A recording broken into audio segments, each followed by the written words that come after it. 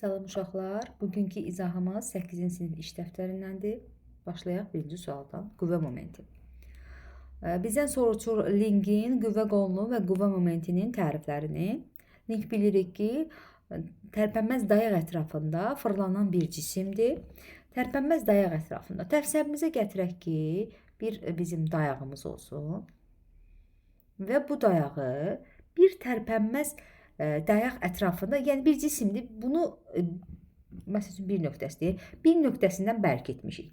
Bu cismi bərk etmişiksə, biz buna müəyyən bir qüvvə tətbiq etməklə başlayarıq bu cismi hərəkətə gətirməyə, fırlatmağa. Bax, buna deyirik link. Və yaxud da bir cismin ortasından bağlayaq. Bu zamanda bu aşağı yuxarı başlayar hərəkət etməyə. Yəni bu tərpənməz dayaq ətrafında fırlanma hərəkətidir. Buna deyirik link. Sonra qüvvə qolu nədir? Qüvvə qolu əgər bizim dayağımız, yəni bərkitdiyimiz nöqtə, bax burada bu nöqtədirsə, F qüvvəsinin tətbiq etdiyimiz qüvvə ilə dayaq arasındakı bu məsafə adlanır qüvvə qolu. Qüvvə qolu L hərfi ilə işarə olunur. Bəzən də görə bilərik D hərfi ilə işarə olunsun. Deməli, qüvvə qolu nə oldu? Tətbiq olunan nöqtə ilə dayaq arasındakı məsafə. Qüvvə momenti isə, qüvvə momenti M hərfi ilə işarə olunur. Burada bunu deyirəm. M hərfi ilə işarə olunur və qüvvə ilə qüvvə qolunun hasilinə qüvvə momenti deyilir. Ümumiyyətlə, qüvvə momentinin anlayışını bir dənə nəzər yetirək. Elə cisimlər var ki, uşaqlar, məsəl üçün, belə bir cisim götürək. Bu cismin ağırlıq mərkəzi buradan yerə və buna bir qüvvə tətbiq edək, uşaqlar. İstənilən bir nöqtəyə qüvvə tətbiq etsək, və bu qüvvə başlayacaq. Gəlin birinci bunu elə qüvvə tətbiq edək ki, bunun tətbiq etdiyimiz yeri, uşaqlar, tətbiq etdiyimiz yeri fırlanma bunun mərkəzindən keçsin. Ağırlıq mərkəzindən keçsin. Ağırlıq mərkəzindən keçəndə bu cismi yalnızca bu irəliləmə hərəkət edəcək və bunu evdə stolunuzun üzərindəki kitabdan da yoxlaya bilərsiniz. Bir kitaba, yəni tən ortadan bir kiçik əlinizlə qüvvə təsir etməklə kitabı itələyin. Görürsünüz ki, bu kitab irəliyə doğru gedir. Amma bir də gəlin bu kitabın yuxarı hissəsindən, aşağı hissəsindən başlayın hərəkət etməyə. Görəcəksiniz ki, bu kitab formasını dəyişib, yəni fırlanır. Fırlanma hərəkət edir. Bax, bu qüvvə belə hala qüvvə momenti deyilir. Yəni ki, sözü uzatdım, yəni belə demək istəyirəm. Hər hansı bir qüvvə tətbiq etməklə mərkəzdən keçmirsə bu qüvvə, həmin bu qüvvə bu cismi fırlanmağa məcbur edər.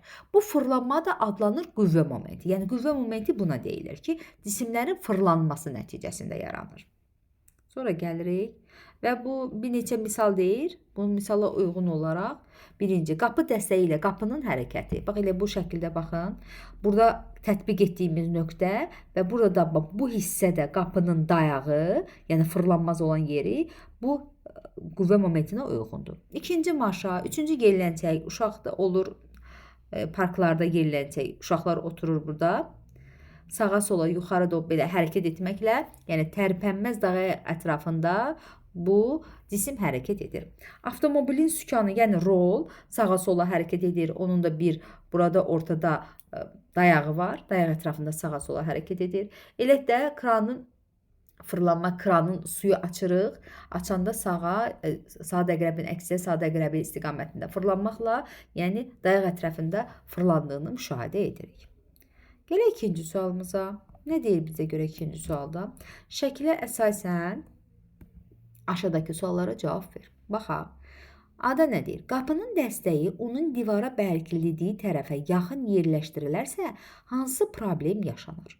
Baxaq uşaqlar. Deyir ki, qapının bu dəstəyi, rəngini dəyişək, qapının bu dəstəyi fırlanma dayağa daha yaxın yerləşdirir. Məsələn, burada olarsa nə baş verir? Uşaqlar, qüvvə momenti azalar. Bax, qüvvə momenti azalar. Niyə? Qüvvə momenti nə idi? Qüvvə vurulsun, qüvvə qolu. Buradakı qüvvə qolu bu, digər isə qüvvə qolu az. Yəni, qüvvə qolunu azaldanda qüvvə momenti də azalar. Qüvvə momenti bayaq dedik nədir? Fırlanmağa məcbur edən qüvvədir, fırlanması üçün. Yəni, burada qüvvəm dəyişmir. Qüvvəm dəyişmir, nə bildim? Uşaq həmin uşaqdır, həmin uşaq. Yəni onu açır. Qüvvəmiz bərabər. Lakin məsafə azaldığından qüvvə momenti azalır. Qüvvə momenti azaldığından qapını açmaq, itələmək çətin olar. Bunun üçün nə etməlisən? Əgər bu problemi aradan qaldırsaq üçün. Deyək ki, qapının dəstəyi oradan oldu burada. Deməli, bunda balaca uşaqlar bu qapını məsələn açmaqda çətinlik çəkir. Niyə? Qüvvə azdır. Bu zaman qüvvəni böyük götürməliyik ki, bu qüvvə momenti yarada bilək və bu qapını aça bilək. Hansı problem yaranar deyir? Qapının açılması, örtülməyi çətinliklə olar. Qüvvə daha çox tədbir göstərmək lazımdır. B-yə baxaq uşaqlar. B-də nə deyir? B-də qüvvə momentini soruşur. Qüvvəni verib, qüvvə qolunu verib, qüvvə momentini nəyə bərabər olduğunu soruşur. Qüvvə momenti dedik M bərabərdir F vurulsun elə. Qüvvəni verib bizə 5 Newton, 5 vurulsun. Qüvvə qolunu verib 1,5 metr. O da bərabərdir 7,5. Vahidi isə Newton vurulsun metr.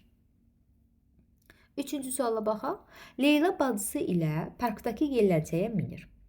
Yelləncəyin tarazlıqda olmasına əsasən Leylanın kütləsini müəyyən edin. Leyla yəqin ki, bu qızdır, balaca olan qızdır. Çünki bunun ağırlığı verib. Baxaq, ağırlığı veribsə uşaqlar, biz bilirik ki, ağırlıq mg iləndir. Onda bax, bu uşağın kütləsi, bu qızın kütləsi daha doğrusu 60 kiloqramdır ki, ona vurub 600 Newton olur. İndi Leylanın kütləsini soruşur. Leylanın da kütləsinə bir M deyək, olur ağırlığı mg. Burada nə deyir? Tarazlıqda olmasına əsasən. Tarazlıqda olması o deməkdir ki, qüvvə momentləri cəbri cəmi sıfıra bərabər olsun və yaxud qüvvə momentinin saat əqrəbi istiqamətində olan qüvvə momenti ilə saat əqrəbinin əksinə olan qüvvə momenti bir-birinə bərabər olsun. Yəni M1 bərabərdir M2 şərti ödənsə, bu cisim tarazlıqda qalır. Bir də dedik ki, cəbri cəmi sıfır olur. O nə deməkdir? Yəni mən saat əqrəbi istiqamətində bir müsbət götürsəm, onda saat əqrəbi istiqamətində bir mənfi qiymət alır və bunların cəmi sıfıra bərabər elər. Yəni bunlar bir-birinə bərabərdirsə, M1 üzərinə gəlinsin, mənfi M2 elə sıfır elər. Yəni eyni bir anlayışı deyirəm. İndi gələk Leylanın kütləsinə tapaq. Leylanın kütləsini tapmaq üçün momentləri bir-birinə bərabər eləməliyim. Yəni mg qüvvə vurulsun, həmin qüvvənin qolu 1,5 bərabərdir. Qüvvə vurulsun 600, vurulsun qüvvə qolu 1. Buradan da M də bərabərdir. J-ni 1,5-ə vuranda eləyir 15, olur 15 məxrədə düşür. 600 bölünsün 15. Bu da neçə eləyir? 40 kiloqram. 40 düzmü dedim?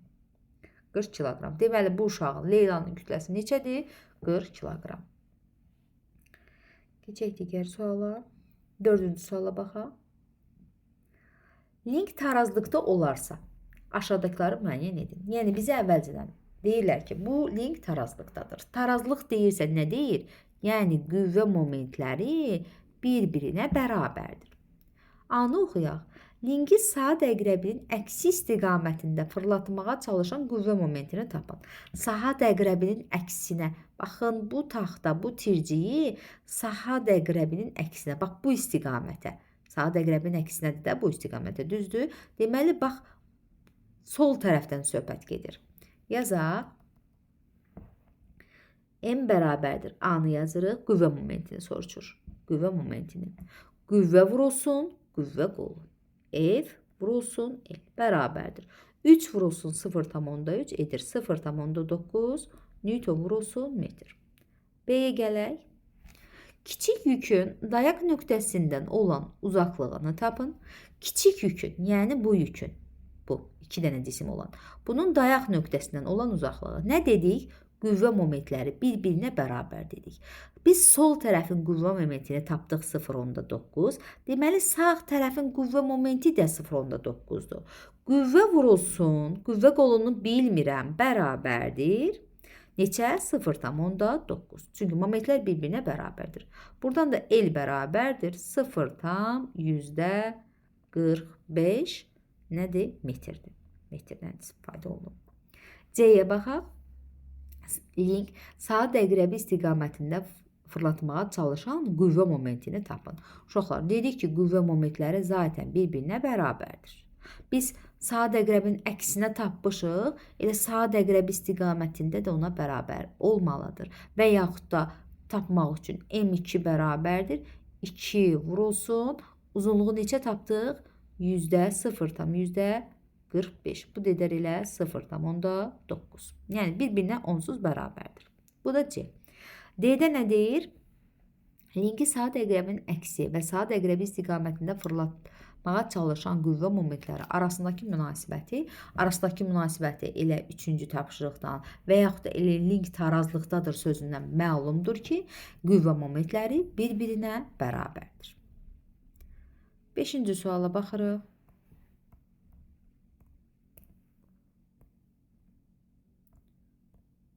Nə deyir 5-ci sualda?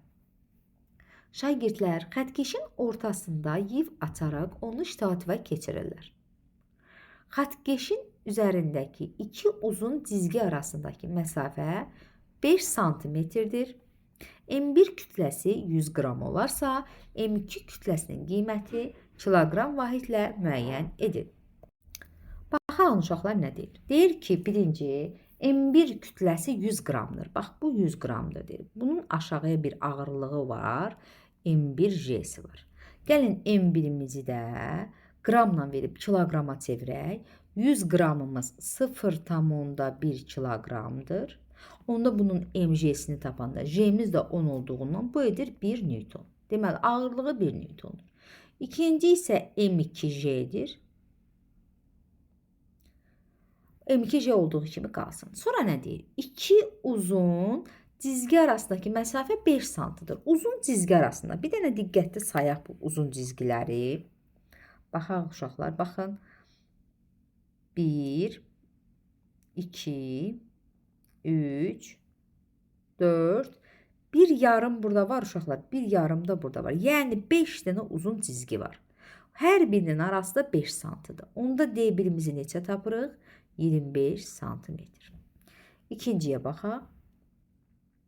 1, 2, 3, bir də burada yarım var. Yəni 3,5, hər birinin arası da 5 santimetr. Bu dedər 5 dəfə 5, 25, 2 yadda 15, 17. 17,5 santimetr. İndi gəlin görək bizə nə deyir. Dedi M2'ni tapın. Və görürəm ki, bu xəttkeş tarazlıqdadır. Tarazlıqdadırsa deməli bunun qüvvə momentləri bir-birinə bərabərdir. O zaman yazıram. M1'imiz nə oldu? F1 vurulsun L1 bərabərdir. F2 vurulsun L2. Baxın uşaqlar, F1'im neçədir? Tapdım ki 1 Newton vurulsun. 25 santimetr. Santimetri çevirmirəm, onsuz ixtisar gedəcək. 25 santimetr bərabərdir. M2J, uşaqlar, J'mi də 10 qəbul etsək, olur 10 M2 vurulsun. L2'miz isə 17,5 yazıram. 17,5. Buradan M2'ni tapmaq üçün yanındakiler məxrəcə düşür. Onu 17,5'ə vuranda edir 175. Sürətdə isə 25. Neçə ixtisar gedir? 25'in özünə deyəsən ixtisar gedir. Neçə dəfə düşür? 7 dəfə mi düşür? Bir dənə baxaq. 7 dəfə 5, 35 bəli. 7'də 1 nə vermişdi? Qramla yoxsa kiloqramla? Biz kiloqrama çevirmişdik. 7'də 1 kiloqram. Belə absurd rəqəm alındı. Yəni neyniyək hesablamalarda yəqin ki səhv eləməliyik. 7,1 kiloqram ikinci cismi çəksək 7'də 1 kiloqrama bərabərdir. 6-cı suala baxırıq. Qaldırıcı kranın qısa qoluna böyük kütləli beton bərkidirlər. Bunun səbəbini izah edin. Baxın, uzun qoluna, qısa qoluna niyə ağır yük qoyurlar? Çünki, məsəl üçün, bir binadır. Belə kranı mən bir başqa cür çəkək, təsəvvürünüzə gətirək. Gəlin belə eləyək də. Bu krandır uşaqlar. Kranın qolu uzun olur. Niyə? Burada məsəl üçün binalar ola bilər, evin üstünə nəyisə götürə bilər. Yəni bu məsafəni uzun eləyirlər ki, rahat götürə bilsin. Müəyyən bir cismi aşağıdan rahat qaldıra bilsin. Elə var ki, məsəl üçün evlərdir, girmir, kran girmir, məsafəsi çoxdur, amma buradan bir cisim qaldırmalıdır. Yəni bu qüvvə qolu uzundur.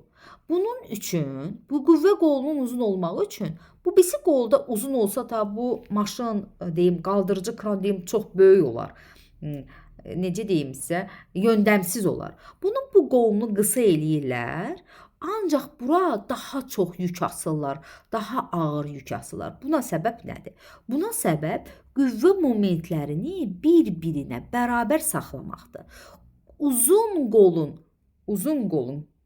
qüvvəsi kiçik, kiçik qolun isə qüvvəsi daha böyük olmalıdır ki, qüvvə momentinə bir dənə baxaq, F vurulsun L.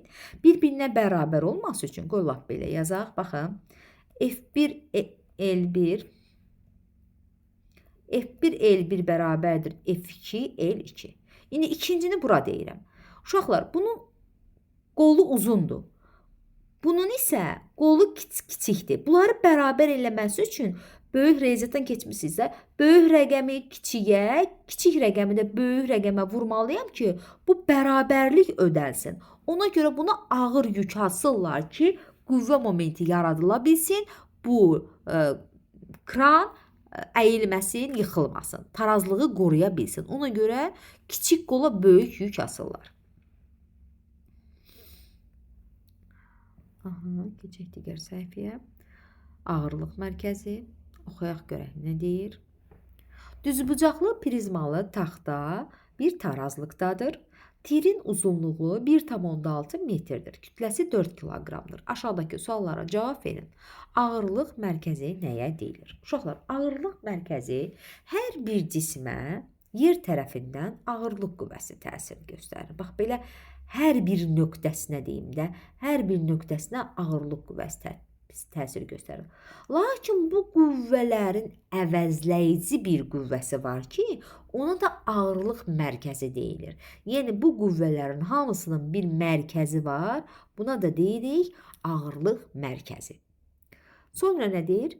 A-nı cavab verdik. Bütün qüvvələrin, ağırlıq qüvvələrin əvəzləyicisi olan qüvvəyə ağırlıq mərkəzi deyilir. Dayağın reaksiya qüvvəsi nəyə deyilir? Dayaq buradadır, gördürük ki, uşaqlar. Dayağımızı görürük. Silək. Dayağımız buradadır. Görürük ki, dayağımız buradadır. Bu dayağın reaksiya qüvvəsinə. Bizə nə dedi?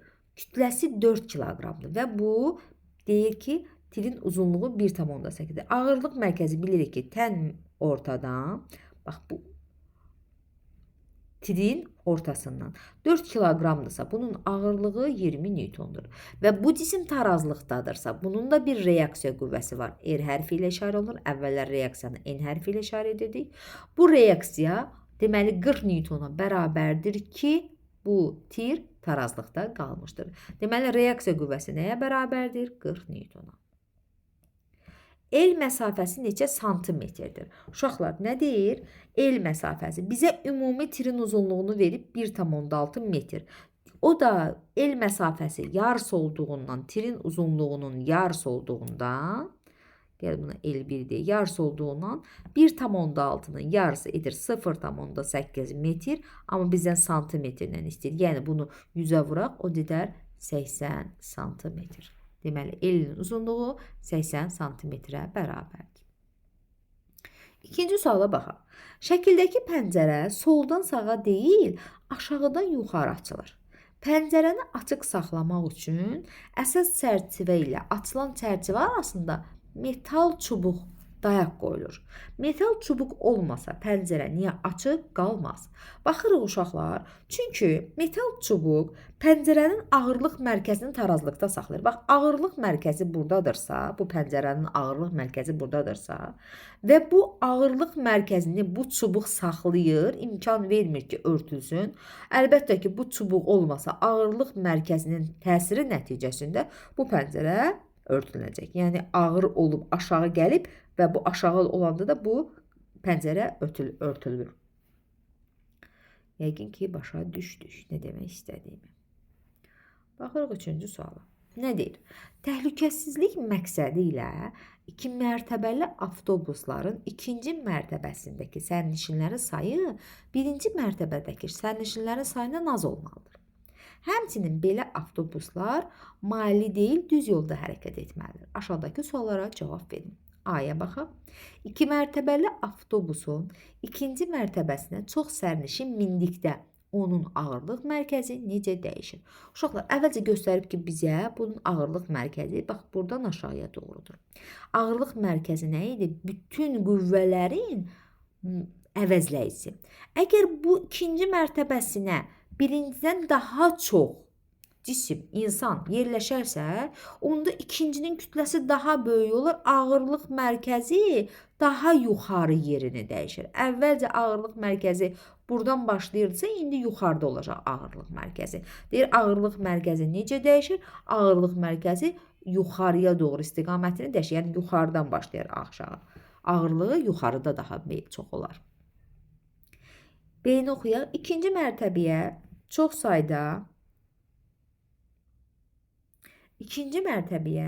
çox sayda sərnişin minməsinin niyə təhlükəli olduğunu izah et. Uşaqlar, ikinci mərtəbəyə daha çox avtobusda, daha çox olursa, təsəvvürümüzə gətirək bir dənə böyük bir maneələrdə, dönmələrdə ağırlıq mərkəzi yerə daha yaxın, yadımızda saxlayaq ki, ağırlıq mərkəzi yerə nə qədər yaxın olsa, potensial enerjisi nə qədər az olsa, o qədər dayanıqlı olar. Bunun ağırlıq mərkəzi yuxarıda olsa isə, tarazlığı bir o qədər az olar, devrilə bilər, potensialı böyük olduğundan. C-ni oxuyaq. A və B yolları arasında hansı dayanıqlı, hansı dayanıqsızdır? Uşaqlar, dayanıqlı və dayanıqsız olduğunu bilmək üçün onun ağırlıq mərkəzini, bax bunun ağırlıq mərkəzi, dayağı buradır da aşağı. Aşağıya üzərindədirsə, bu tarazlıqdadır. İndi təsəvvürümüzə gətirək ki, avtobus bax buradadır və bunun ağırlıq mərkəzi yenə aşağıya. Görürsünüzmü? Ağırlıq mərkəzi dayağın içərisində qaldı. Dayağın içərisində qalsa buna deyirik tarazlıqdadır. İndi gəlin buradan bir dənə avtobus buradan çəkməyə çalışaq. Bunun yenə nə oldu? Tarazlığı mərkəzdə oldu. Mərkəzdən aşağıya. Diqqətli fikir veririk. Dayaq qaldı burada. Başqa rənglə göstərim. Dayaq qaldı burada. Yəni dayağı buradır. Amma bunun ağırlığı dayaqdan artıq çıxdı. Bu nə oldu? Bu dayanıqsız tarazlıq oldu. Dayanıqsız. Bu isə dayanıqlı tarazlıq oldu. Dedik ağırlıq mərkəzi. Buna nə dedik? Ağırlıq mərkəzi kənara gedirsə, bu dayanıqsız. Baxaq, dördüncüyə. Şəkildə 3 yerdən yiv açılmış, düzgün forması olmayan cisim təsvir edilmişdir.